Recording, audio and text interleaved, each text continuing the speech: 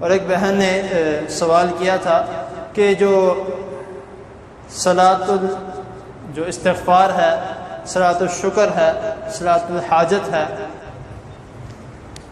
الحمد للہ الذی ہدانا لہذا وما كنا لنہتدی لولا ان ہدانا اللہ، اللہم صل علی محمد وبارک وسلم، اما بعد۔ حضرات محترم، باب المساجد، مساجد کا بیان، مساجد کے آداب، مساجد کا احترام اور مساجد کے احکام و مسائل آپ کے سامنے اختصار کے ساتھ بیان کیے جا رہے ہیں۔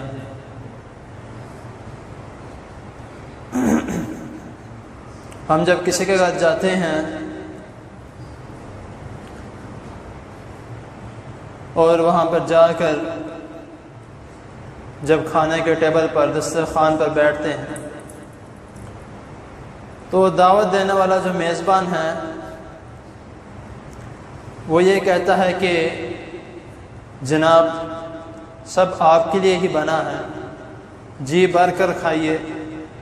اچھے طریقے سے کھائیے اور ساری آئٹمز وہ چیک کیجیے گا اور پھر مجھے بتائیے گا کہ اچھی بنی ہے کہ نہیں۔ یہ وہ دعوت ہے کہ جو ہمیں ہمارا کوئی رشتہ دار، کوئی دوست اپنے گھر بلاتا ہے، اور ایک دعوت ایسی ہے جو اللہ تعالیٰ جنت میں بلا رہے ہیں۔ اب جنت اور جنت کے باغات یہ ایسی جگہ ہیں کہ جہاں پہ ہم روز آتے ہیں لیکن دعوت کو اچھے طریقے سے قبول نہیں کرتے۔ وہ جنت کے باغات کون سے ہیں؟ وہ جنت کے باغات مساجد ہیں، جن کو رسول اللہ صلی اللہ علیہ وسلم فرما رہے ہیں۔ ترمذی کی حدیث ہے، حدیث نمبر 3509 میں نبی کریم صلی اللہ علیہ وسلم صحابہ کرام رضی اللہ تعالی عنہم کو فرما رہے ہیں کہ جب تم جنت کے باغوں میں آیا کرو تو جی بھر کے کھا پی لیا کرو۔ تو صحابہ کرام رضی اللہ تعالی عنہم عرض کرتے ہیں کہ اے اللہ کے رسول صلی اللہ علیہ وسلم، جنت کے باغات کون سے ہیں اور ان میں کھانا پینا ہم نے کیا ہے؟ تو رسول اللہ صلی اللہ علیہ وسلم نے فرمایا کہ جنت کے باغات مساجد ہیں، اور اس میں جو کھانا پینا ہے وہ اللہ تعالیٰ کا ذکر ہے، اللہ تعالیٰ کی تسبیح ہے۔ اور پھر دوبارہ سوال کیا گیا کہ اس میں اللہ تعالیٰ کا ذکر اور اللہ تعالیٰ کی تسبیح کون سی بیان کی جائے؟ رسول اللہ صلی اللہ علیہ وسلم نے فرمایا کہ سبحان اللہ والحمد للہ ولا الہ الا اللہ واللہ اکبر۔ اب ہم مسجد میں آتے ہیں، آ کر نماز پڑھتے ہیں اور نماز پڑھنے کو اپنی ڈیوٹی سمجھتے ہیں، جبکہ یہ ڈیوٹی نہیں ہے، یہ ہماری جو اللہ تعالیٰ نے ہمیں پیدا کیا ہے اور اللہ تعالیٰ کے لیے ہم نے عبادت کرنی ہے، اللہ تعالیٰ کی عبادت کرنی ہے، اللہ کا شکر ادا کرنا ہے کہ اللہ تعالیٰ نے ہمیں پیدا کیا ہے، اور ہم یہ کوشش کرنی ہے کہ ہم جتنے بھی اعمال کریں وہ نیک اعمال ہیں۔ تو جو یہ کلمات ہیں اگر ان کو علیحدہ علیحدہ پڑھیں وہ بھی پڑھ سکتے ہیں، اگر ملا کر پڑھتے ہیں تو وہ بھی پڑھ سکتے ہیں،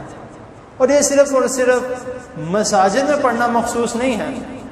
یہ ہم بغیر یعنی کہ مساجد کے باہر بھی گاڑی میں کہیں جا رہے ہیں، موٹر سائیکل پر کہیں جا رہے ہیں، پیدل جا رہے ہیں، اور تب بھی پڑھ سکتے ہیں۔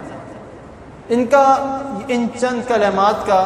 کلمات مختصر سے ہیں، سبحان اللہ والحمد للہ ولا الہ الا اللہ واللہ اکبر، 4 کلمات اور مختصر سے کلمات ہیں، لیکن ان کا ثواب، ان کا اجر بہت زیادہ بڑا ہے۔ ایسی کئی احادیث ہیں جن میں ان کے بارے میں مختلف علماء اکرام نے اس کے بارے میں ثواب کے بارے میں ذکر کیا۔ تو ہمیں یہ جو کلمات ہیں ہمیں خود بھی پڑھنے چاہیے،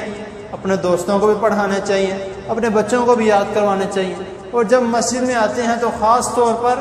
مسجد میں آ کر لازمی طور پر جب نبی کریم صلی اللہ علیہ وسلم نے فرما دیا ہے کہ آ کے کھا پی لیا کرو، تو ہمیں چاہیے کہ جتنا زیادہ ہو سکے کھایا جائے اور جتنا ہو سکے پیا جائے۔ یہ اللہ تعالیٰ کی طرف سے دعوت ہے، تو اللہ تعالیٰ کی جو دعوت ہے وہ پھر ظاہری سی بات ہے، اللہ تعالیٰ نے جو اللہ تعالیٰ خود سب سے بڑے ہیں تو اللہ تعالیٰ کی دعوت بھی بہت بڑی ہے۔ تو ہمیں کوشش کرنی چاہیے آ کے لازمی کچھ نہ کچھ کھا پی لیا جائے، ذکر و اذکار کیے جائے، اس میں ہمارا فائدہ ہے، اس میں بخشش بھی ہے، رحمت بھی ہے، سب کچھ ہے۔ تو اللہ تعالیٰ کے حضور دعا ہے اللہ تعالیٰ ہمیں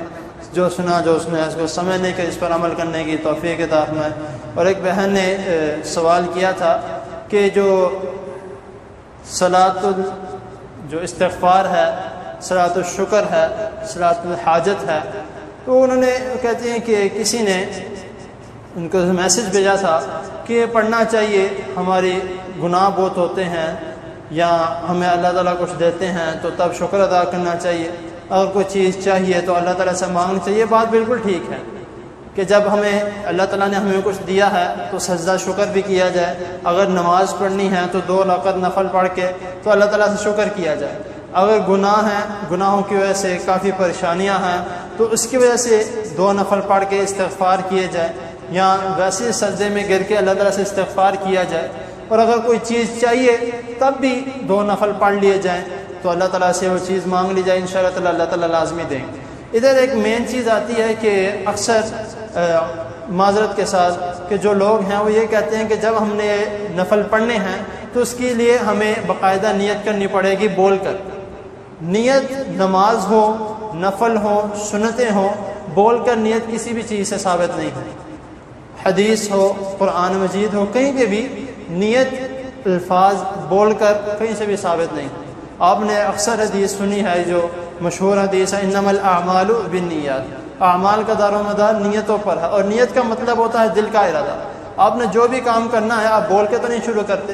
گاڑی میں بیٹھنا ہے، موٹر سائیکل پہ کہیں جا رہے ہیں، یہ تو نہیں کہیں گے کہ میں اس طرف میرا منہ ہے، مشرق کی طرف منہ ہے، موٹر سائیکل کے اوپر بیٹھ رہا ہوں تو میں اس طرف جا رہا ہوں، ایسے نہیں ہم کہتے۔ تو ہمیں سکھایا گیا